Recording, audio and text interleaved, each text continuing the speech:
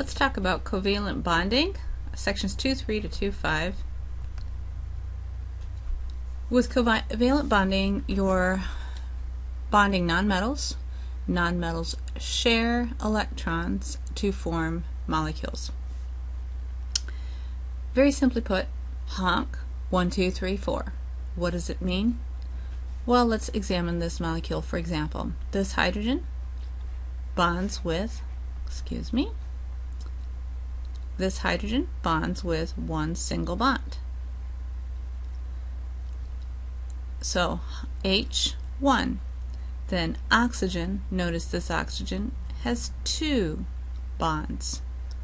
This oxygen here has 2 bonds. So the O always has 2 single covalent bonds.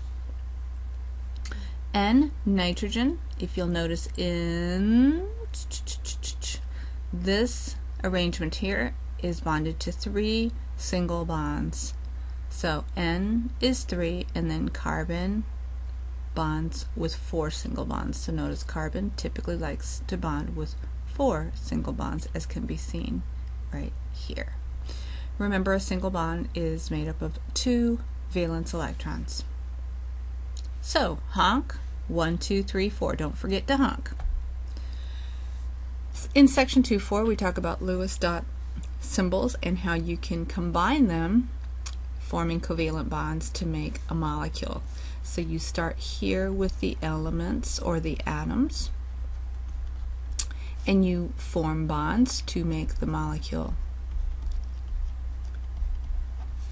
Very simply put, you can follow the honk 1, 2, 3, 4 rule while simultaneously realizing that once you've bonded them all, there's a certain pattern created, and that pattern comes from their valence electrons. Notice in this picture right here, we can see that each atom is using the valence electrons in the bonding process. And it's easy to memorize the valence electrons because it is just the number on their main group family. Okay. In section 2.5 we develop this a little bit further by identifying the Octet Rule. The Octet Rule says that most atoms, once they're done bonding with other atoms, there will be a filled outer shell. In the case of most atoms, it is exactly 8 electrons to fill the outer shell, and that's why it's called the Octet Rule, because octet means 8.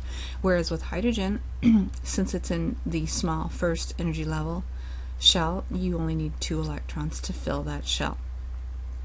So very simple, and you can kind of easily translate between the structural formula. So this is considered the structural formula, and this is the dot structure, and you can see the difference there.